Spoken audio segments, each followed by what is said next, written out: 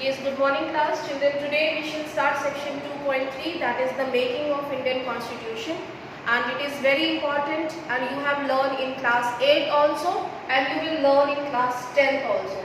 So this is very important as well as interesting topic. Maybe some of you will wanted to become an UPSC aspirant or wanted to become IAS and PCS officer. So these topics are very important. In this chapter, some basic information is given. So here we will understand the making of Indian Constitution. Children, we have learned the case study of South Africa. South African government basically they they debated on such issues. कैसे उन्होंने movement किया, right? तो जो problems उन्होंने suffer की, to take some preventions, they have included all the good principles of different constitutions. Similarly, here also in India, there were important philosophers, learned person, educated persons, those who are actually learned barristers or जो law advocates थे. Means यहाँ पे आप list देखोगे, these were the members of the Constituent Assembly. They were very learned person, educated person, those who actually framed the Indian Constitution. Right so इनका contribution बहुत ही important है क्योंकि उन्होंने हमें एक ऐसा बेहतरीन कॉन्स्टिट्यूशन एक लॉ बना के दिया है जो कि हमारी कंट्री की गवर्नेंस के लिए बहुत ही इम्पोर्टेंट था. ठीक है. So children, these important leaders played very important role in the framing of the constitution because we have already suffered so many things from 19th century से भी पहले की बात है. 1857 हमारा फर्स्ट इंडिपेंडेंस स्ट्रगल था, रिवॉल्ट ऑफ 1857 से लेके 1940 तक आते आते इंडिया के जो लीडर्स थे, लर्न एजुकेटेड पर्सन, उनका जो रेशियो था वो बढ़ चुका था. ठीक है. Some of the leaders were lawyers, barristers और कुछ प्रोफेसर्स, राइट. तो उनका जो रोल है इंडियन कॉन्स्टिट्यूशन के फ्रेमिंग में, दैट इज वेरी इंपॉर्टेंट. ठीक है. And they took all the good principles, all the good philosophies of the constitution of the different countries, and then they included these principles into our constitution. Okay, so here we can see in section 2.3, I am starting from here. You can just underline in your book also. सिर्फ story नहीं सुननी है, underline भी करेंगे. Like in South Africa, India's constitution was also drawn up under very difficult circumstances. So what was the difficult circumstances, children? Can you tell me what was the difficult conditions at that time? Is there anyone who can learn? Yes? Shreya, boliye. Ma'am, the first thing, the country was a princely state, as Britishers had left out of princely states to decide whether they want to unite with Pakistan or India, or they wanted to be independent. So that was one of the most difficult tasks for the constitution. Yes, very good. Anyone else? Anyone else? Very nice. Anyone else want to speak? Okay. So children, the constitution was drawn up under very difficult condition because at that time Indian leaders were fed up with the continuously struggling. So many movements were taking place, and riots under the government forces started. Different types of communities were struggling at that time. So here बहुत सारे दंगे फसाद चल रहे थे, partition की बात हो रही थी, and there were some refugees, right? So they government need to settle down these situations first, then they can give constitution to the citizen. लेकिन यहाँ पे इन difficult situation को deal करने का भी time नहीं था. Under very difficult circumstances, the leaders started framing constitution. Like that was the settlement of princely states. Princely states जो राजघराने के जो उस समय पे लोग थे, उसको खत्म करके एक डेमोक्रेटिक सिस्टम को स्टैब्लिश करना था. ठीक है. हम डेमोक्रेटिक बन रहे थे, हम आज़ाद हो चुके थे 1947 में, और अब हमारे पास क्या टास्क था? हमें कॉन्स्टिट्यूशन फ्रेम करना था. तो डेमोक्रेटिक बनने के लिए हमें जो राजा रजवाड़े सिस्टम थे उनको खत्म करना. ठीक है. So integration of princely state was a very important task that was done by Sardar Vallabh भाई पटेल. उनका रोल है इसमें, जिन्होंने कि princely states को कंबाइन करके इंटीग्रेट करके एक यूनियन में कन्वर्ट किया इंडिया को. ठीक है, उस टाइम पे 18 प्रोविंसेस थे। जब देश आज़ाद हुआ था तो 18 प्रोविंसेस यानी 18 स्टेट्स थे, बाद में धीरे धीरे फॉर्मेशंस होते गए, ठीक है, region wise. Then second difficult task was India was facing partition situation and so many riots were taking place. यहाँ पे दंगे फसाद चल रहे थे between the communities, Hindu and Muslims, and Sikhs were facing problems, right? तो उनकी rehabilitation की problem थी and even economical crisis, people were facing difficult situations, hardships at that time, ठीक है? So the making of the constitution for huge and diverse country like India was not an easy affair. At that time, the people of India were emerging from the status of subjects to that of the citizens. The country was born through a partition on the basis of religious differences. ये हम पहले ही जान चुके हैं कि एक जलता हुआ, एक सुलगता हुआ सिचुएशन था उस टाइम पे। पंजाब जो आज के टाइम पे आपको दिख रहा है, जो पाकिस्तान पूरा है, ये पूरा हमारा राजस्थान और पंजाब वाला जो रीजन है वो डिवाइड हो गया, और वहाँ पे जो सिक्स माइनॉरिटी थे और जो इस्लाम्स थे, ठीक है, उनके लिए ये बहुत ही डिफिकल्ट सिचुएशन थी, ठीक है। So a traumatic experience for the people of India and Pakistan. At least 10 lakh people were killed on both the sides of the border in this partition, right, which कह सकते हैं कि ह्यूज वॉयलेंटरी जो situation थी, right. There was another problem also. The British had left it to the rulers of the princely states to decide whether they wanted to merge with India or with Pakistan. ठीक है, ये भी एक situation थी उस time पे। पाकिस्तान जो था उस टाइम पे willingly और जो लोग ज्वाइन करना चाहते थे इंडिया के साथ या पाकिस्तान के साथ, ये ब्रिटिश गवर्नमेंट ने उनके ऊपर डाल दिया, राइट। तो ये डिफरेंसेस क्रिएट कर सकता था, लड़ाई झगड़े दंगे होने के इसके चांसेस थे, ठीक है। Then another situation, when the constitution was being written, the future of the country did not look as secure as it does today. The makers of the constitution had anxieties about the present and the future of the country. So designers were worried about the framing of constitution. लेकिन यहाँ पे एक अच्छी बात ये थी children की, जो हमारे लीडर्स थे उन्होंने इतना स्ट्रगल और इतना मूवमेंट किया था कि उनको ब्रिटिश एडमिनिस्ट्रेशन से काफ़ी कुछ वो सीख चुके थे। उनके कॉन्स्टिट्यूशन, ब्रिटेन कॉन्स्टिट्यूशन, यानी कि 50% चीज़ें तो हमने ब्रिटिश एडमिनिस्ट्रेशन, ब्रिटिश कॉन्स्टिट्यूशन से ही अडॉप्ट की हैं, ठीक है, और अच्छी चीज़ें कुछ अलग अलग देश के कॉन्स्टिट्यूशन से भी लिया, ठीक है। तो यहाँ पे इंडिया के जो नेशनल कांग्रेस लीडर्स थे उन्होंने बहुत कुछ पहले ही सीख लिया था और बहुत कुछ पहले ही ड्राफ्ट कर लिया था for preparing constitution. Yes, now tell me, what is your doubt? And what was the population of India that time?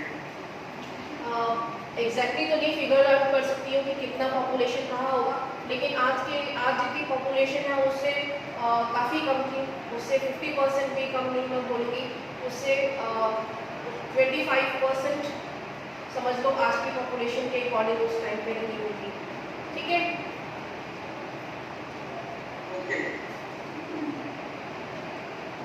Okay. Is the screen is visible? Yes, ma'am. Okay. So you can see here. So now next topic is starting here the part of constitution. So children here, first of year we can say यहाँ पे मैं आपको दिखा दूँ, ठीक है। Before making constitution in 1947, ठीक है, 47, उससे पहले की सिनेरियो क्या थी?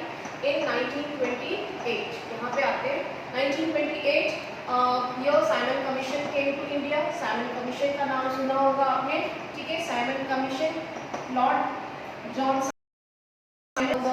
sent by Tory government from Britain, ठीक है, to organize elections and to draft constitution for India, ठीक है, in 1928, right? But here no Indian member was included in this commission, so Indian National Congress rejected, they boycotted the Simon Commission because all the members were Britishers, ठीक है।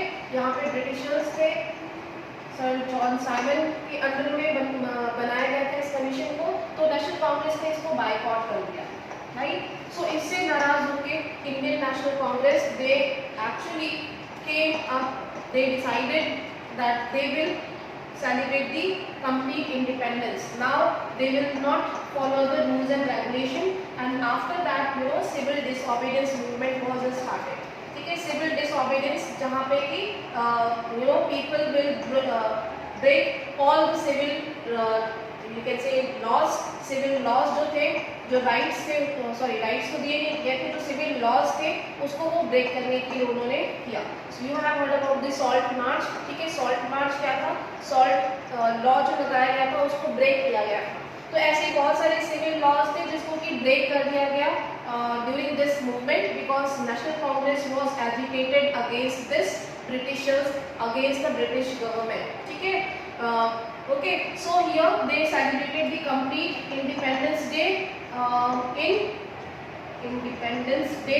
ठीक है, they decided that they will celebrate complete Independence Day in Lahore session in December. ठीक है, Lahore session, यहाँ पे लाहौर में एक सेशन किया गया, कांग्रेस का session in 1929 December.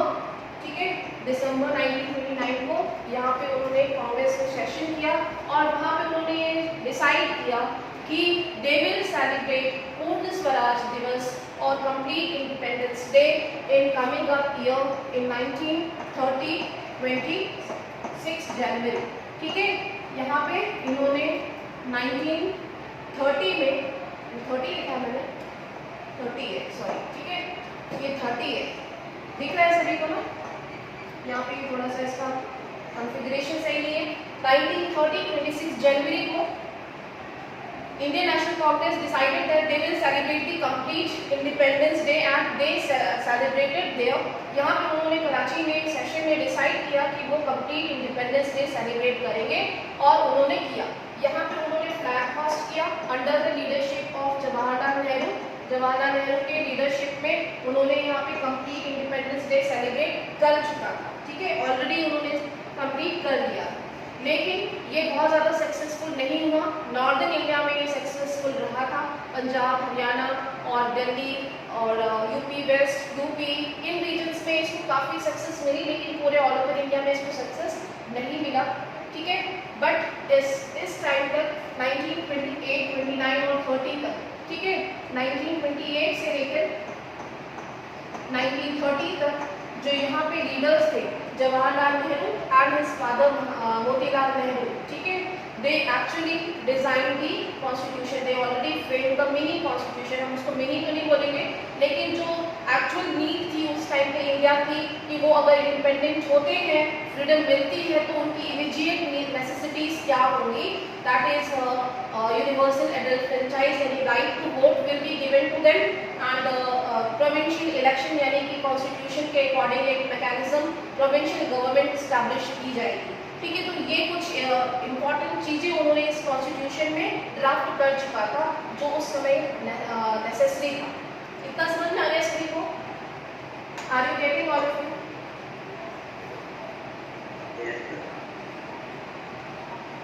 Yes, are you getting everyone? ठीक है, तो यहाँ पे जो already framing of the constitution है वो 1928, 29, 30 में मोतीलाल नेहरू और कह सकते हैं सिर्फ वही स्वराज पार्टी के वो लीडर थे, मोतीलाल नेहरू और चित्तरंजन दास. ठीक है, तो उन्होंने framing of constitution already complete कर लिया था. कुछ जो नेसेसिटी चीज़ें थी इंडिया की को हम कह सकते हैं कि कॉन्स्टिट्यूशन की जो रिक्वायरमेंट थी उस टाइम पे, तो यहाँ पे एक ऑलरेडी फ्रेम कॉन्स्टिट्यूशन प्रिपेयर था. ठीक है, यहाँ पे ऑलरेडी एक रिक्वायर्ड हम कह सकते हैं जो मिनिमम रिक्वायर्ड चीज़ें थी उस टाइम पे already frame. Now we can refer to the context. यहाँ पे हम एनसीईआरटी से देखते हैं द पाथ टू कॉन्स्टिट्यूशन. हाँ बोलो आशुतोष. पेज नंबर 23 लिखा है making of the Indian constitution है. यस, तो हम इसमें मैंने से महात्मा गांधी का नाम नहीं आया था, उनका तो बहुत बड़ा रोल था इंडियन कॉन्स्टिट्यूशन मूवमेंट में. हाँ, लेकिन वो पार्ट अभी आया भी नहीं है लीडर्स का. ठीक है, अभी हम सिर्फ और सिर्फ इनिशियल स्टेज की बात कर रहे हैं. महात्मा गांधी का रोल जरूर है मेकिंग ऑफ द कॉन्स्टिट्यूशन में, लेकिन वो कॉन्स्टिट्यूंट असेंबली में इंक्लूड नहीं है. ठीक है, कॉन्स्टिट्यूंट असेंबली में वो इंक्लूड नहीं है. ठीक है, ओके, हम वापस से एनसीईआरटी पेज नंबर 23 पे आते हैं. Unlike South Africa, they did not have to create a consensus about what a democratic Indian should look like. Much of this consensus had evolved during the freedom struggle. तो यही मैं आपको बता रही हूँ कि साउथ अफ्रीका में तो वो फ्रीडम स्ट्रगल चल रहा था, अभी उन्होंने फ्लेमिंग किया भी नहीं था। उन्होंने फ्लेमिंग जब इंडिपेंडेंस डिक्लेयर होने वाला था उस टाइम पे उन्होंने स्टार्ट किया, लेकिन इंडिया में already they have made consensus during the freedom struggle. ठीक है, यहाँ पे सहमति, जिसको हम कह सकते हैं कंसेंसस, लोगों की आपस में सहमति कि या हमें ये चीज़ें जो है वो इंक्लूड करनी है। बहुत ज़्यादा सोचने की ज़रूरत नहीं थी, बहुत ज़्यादा डिबेट या डिस्कशन की ज़रूरत नहीं थी, बल्कि हाँ डिबेट और डिस्कशन ज़रूर हुआ है, ठीक है, राइटिंग में, लेकिन ये मेन जो चीज़ें थी वो कंसेंसस पहले से इवॉल्व था during the freedom struggle. Our national movement was not merely a single struggle against a foreign rule, it was also struggle to rejuvenate our country and to transform our society and politics, right? So 1857 से struggle करते करते 1947 में students India जो है वो already बहुत aware हो चुका था, एजुकेट भी हो रहा था, ठीक है, और लोगों ने हम कह सकते हैं कि ट्रांसफॉर्मिंग सोसाइटी में एक हो रही थी, पॉलिटिक्स भी चेंज हो रहा था, बहुत कुछ इंडिया के लीडर्स ने सीख लिया था कि कैसे कंट्री को एक डेमोक्रेटिक सिस्टम को गवर्न करना चाहिए, ठीक है। There were sharp differences of opinion within the freedom struggle about the path India should take after independence. Such differences exist even today, yet some basic ideas had come to be accepted by almost everyone. So like we have observed that the colonialism was not fit, not suitable for our country. Okay, ये हमने already हम कह सकते हैं कि पहले ही हमने ये एक्सपीरियंस कर लिया था कि हमारी कंट्री में डाइवर्सिटी बहुत है ना, रीजनल लैंग्वेज बोले या फिर हम रिलीजन बोले तो अलग अलग कम्युनिटीज़ हैं, है ना, तो ये चीज़ हम ऑलरेडी एक्सपीरियंस कर चुके थे। सो दैट उस keeping in view, keeping in mind, leaders already included that India, whenever it will be independence, we should keep in mind that it should not be based on communalism, it should be a secular country where each and every religion should get equality and no official religion will be there. Okay, so these are very important because our leaders have already experienced in past such kind of situation. As far back as in 1928, Motilal Nehru and 8 other Congress leaders drafted a constitution for India that I have already explained. Okay, please underline this. In 1931, the resolution at Karachi session of National Congress dwelt on how independent India's constitution should look like. ठीक है, फिर एक कराची में session किया गया 1931 में, कराची अब पाकिस्तान में है, ठीक है। इससे पहला वाला जो सेशन हुआ था 1929 में, जहाँ पे उन्होंने डिसाइड किया था कि वो इंडिपेंडेंस बनाई थी, वो भी लाहौर पाकिस्तान में है आज के टाइम पे, उस समय इंडिया का ही पार्ट था, ठीक है। Indian national Congress dwelt on how independent India's constitution should look like.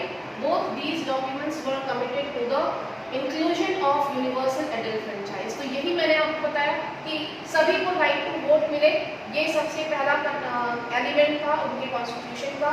सभी को राइट टू फ्रीडम मिले, राइट टू इक्वालिटी मिले, ठीक है, and in protecting the rights of minorities. Minorities जो है, सिक्स माइनॉरिटी डेवलप हो चुकी थी, है ना, और मुस्लिम कम्युनिटी थी, और इसके अलावा दलित्स भी थे, तो हर किसी के राइट्स को प्रिवेंट किया जाए, प्रोटेक्ट किया जाए, ठीक है। In the constitution of independent India thus some basic values were accepted by all leaders much before the Constituent Assembly।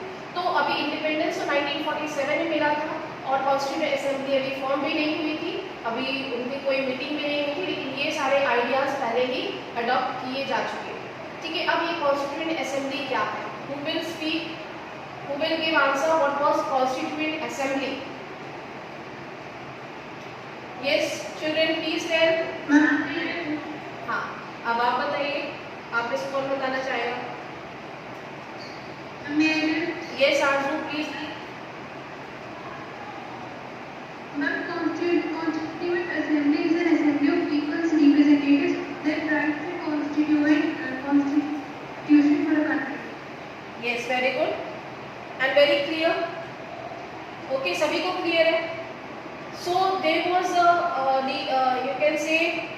was the leaders.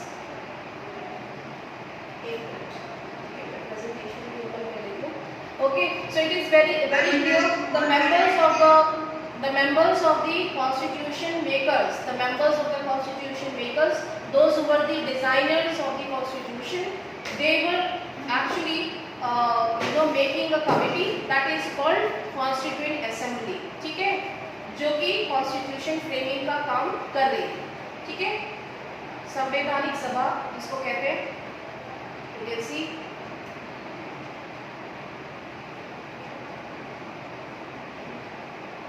And it has 299 members. Yes.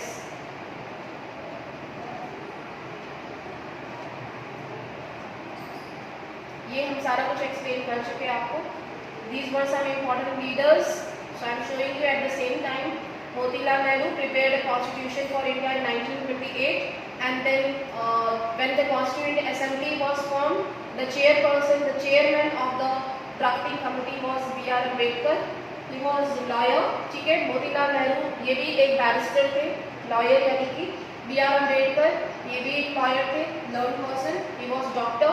ठीक है, and then Rajendra Prasad, he was also an advocate and doctor. ठीक है, Sarojini Naidu, member of the Constituent Assembly. ठीक है, then the Constituent Assembly, the Constitution of India was framed by a Constituent Assembly set up under the Cabinet Mission Plan in 1946. So what was Cabinet Mission Plan, children? Before giving independence, here Sir Alexander was sent by the by the British government along with Lord Mountbatten. आपको याद होगा, he was the last viceroy of India. Before independence he came to India, and cabinet mission was sent to plan or to help India to draft constitution. Okay, cabinet mission जो है वो बनाया गया था ताकि इंडिया जो है वो ड्राफ्टिंग ऑफ कॉन्स्टिट्यूशन कर सके और ट्रांजिशन हो सके from British government to Indian government. ठीक है, सो 1946 में सबसे पहला कॉन्स्टिट्यूएंट असेंबली का फॉर्मेशन हुआ. ठीक है, so in the beginning the members were 389 members included in the constituent assembly. जो ये असेंबली बनाएगी कॉन्स्टिट्यूशन डिजाइनर की, इसमें 389 members थे. They were representing provinces 292 and states 93. The chief commissioner provinces 3 and Balochistan 1. तो चलिए यहाँ पे ये याद रखेंगे कि कुछ रीजन्स जो हैं वो पाकिस्तान में चले गए थे, जिसकी वजह से 389 मेंबर्स जो हैं वो डिवाइड हो गए थे. बाद में ये इसमें से कुछ मेंबर्स जो है पार्टीशन की वजह से पाकिस्तान के फॉर्मेशन यानी कि पाकिस्तान जिसमें मोहम्मद अली जिन्ना इंक्लूड थे. ठीक है, कॉन्स्टिट्यूएंट असेंबली के टाइम पे वो पाकिस्तान को रिप्रेजेंट कर रहे थे, उन प्रोविंसेस को. Means he was the head और अदर लीडर्स भी थे. ठीक है, तो यहाँ पे एक चीज़ दी हुई है. Then the constituent assembly held its first meeting on December 6, 1946. तो ये क्वेश्चन जीके में आपने शायद पढ़ा होगा, बहुत ही इंपॉर्टेंट क्वेश्चन है. The first meeting of the constituent assembly, सबसे पहला जो कॉन्स्टिट्यूएंट असेंबली का हम कह सकते हैं सेशन हुआ था, फर्स्ट मीटिंग हुई थी, वो दिसंबर 1946 में हुई. ठीक है, और हम सिर्फ दिसंबर को कॉन्स्टिट्यूएंट असेंबली डे भी मानते हैं, मनाते हैं. ठीक है, जो ह्यूमैनिटेरियंस हैं उनको ये पता है. It elected Dr. Rajendra Prasad as its chairman. ठीक है, means the chairman of the Constituent Assembly was Dr. Rajendra Prasad. सिर्फ एक दिन के लिए कोई दूसरा चेयरमैन बना था. कोई जिसका नाम बता सकता है? Who was the temporary chairman of Constituent Assembly? पढ़ा आपने कभी ये? Are you listening? Yes. क्या हुआ? No one is telling. सिर्फ एक दिन के लिए कॉन्स्टिट्यूएंट असेंबली का एक जो मेंबर है नेशनल कांग्रेस का, वो चेयरमैन बना था सिर्फ एक दिन के लिए. कल आप लोग पढ़ के आना, मैं कल आपसे पूछूंगी. आया समझ में? कौन सिर्फ एक दिन के लिए चेयरमैन बना था. ठीक है, लाइन में है ना कोई? Okay, yes ma'am, no ma'am, कुछ भी बोल ही नहीं रहा कोई भी. ठीक है, ये बहुत ही इम्पोर्टेंट है. और ह्यूमैनिटेरियंस जो भी है,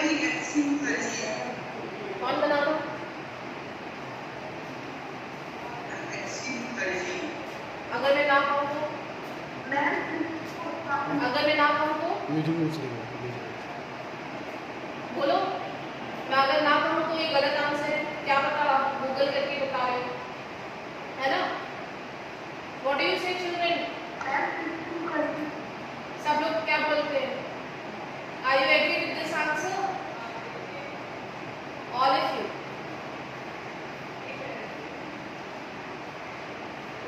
no one is agree with your answer, किसी ने वहाँ बोला नहीं। चलो कल सब लोग ये फाइंड आउट करके आएंगे who was the temporary chairman of only for one day, सिर्फ एक दिन के लिए, ठीक है? तो ये एक जीके का क्वेश्चन है। आप में से शायद कोई आईएएस ऑफिसर, पीसीएस ऑफिसर या फिर गवर्नमेंट ऑफिसर या फिर कुछ सर्विस, सिविल सर्विसेज, ऐसी कोई नाम सुना है आपने किसी चिड़िया का? सिविल सर्विसेज नाम सुना है आपने? तो ये इस टाइप के क्वेश्चंस बहुत ही मोस्ट इम्पोर्टेंट है। आप में से शायद सब लोग डॉक्टर, इंजीनियर बनना चाहते हैं, है ना? कोई गवर्नमेंट ऑफिसर तो बनना नहीं चाहता है, इसलिए आप लोग सोशल साइंस तो पढ़ेंगे ही, है ना? पूरे टाइम मैथ साइंस पढ़ेंगे, है ना? सारा दिमाग बस मैथ साइंस में बचा के रखना है। ओके, नाउ ये क्या आ गया? संस्कृत है क्या?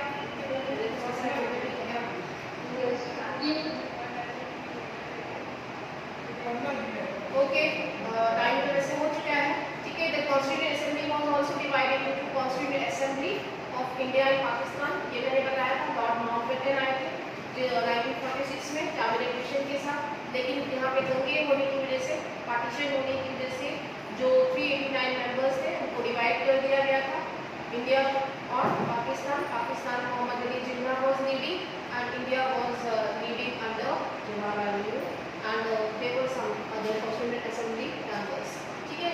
इसी के आगे हम कंटिन्यू करेंगे and ये लास्ट पॉइंट पढ़ लेते हैं। The constituent assembly that wrote the Indian constitution had 299 members and the assembly adopted the constitution on 26 November 1949, ठीक है? तो दिसंबर 1946 से लेके 26 नवंबर 1949 इतना टाइम लग गया, 2 साल 11 महीने का समय जो है वो लग गया कॉन्स्टिट्यूशन को सिर्फ डिज़ाइन करने में। और चिल्ड्रन, आपको पता है कि जो पहला जो कॉन्स्टिट्यूशन है वो हाथ से लिखा गया था, ठीक है? हाथ से लिखा गया था, इसको कोई टाइपिंग या कोई बुक ऐसे प्रिंट होके नहीं आएगी, इसको हाथ से लिखा गया था, ठीक है? हाथ से जिसने लिखा था, बड़ा ही कैलीग्राफी तो आपने सुना है ना, कैलीग्राफी में लिखा गया था इसको, ठीक है? और ये इंडिया के नेशनल म्यूजियम में ये कॉन्स्टिट्यूशन ऑफ इंडिया अभी भी प्रिजर्व, कभी आपको चांस मिले तो आप जा सकते हैं देखने, ठीक है? तो कैलीग्राफी में लिखा था और वैसे 9th क्लास में इसका कोई जिक्र नहीं है चैप्टर में, लेकिन ये भी एक क्वेश्चन बनता है कि वो कैलीग्राफिस्ट कौन था जिसने कॉन्स्टिट्यूशन लिखा था। But it came into effect on 26 जनवरी 1950। नहीं, हाँ बताइए। यस, नहीं ये नहीं था, वो कैलीग्राफिस्ट था, ठीक है? कैलीग्राफिस्ट जिसने कि कॉन्स्टिट्यूशन को लिखा हाथ से, भाई जो बोल रहे थे, डिक्टेट कर रहे थे, वो लोग तो थे ही वहाँ पे, लेकिन उसको लिखने वाला कोई और था, ठीक है? तो ये फाइंड आउट करके कल आना, मुझे बताना 26 जनवरी को ही हमने क्यों सिलेक्ट किया एज adopting constitution, ठीक है? That's all for today, children. Thank you all of you. We will see you tomorrow, day after tomorrow.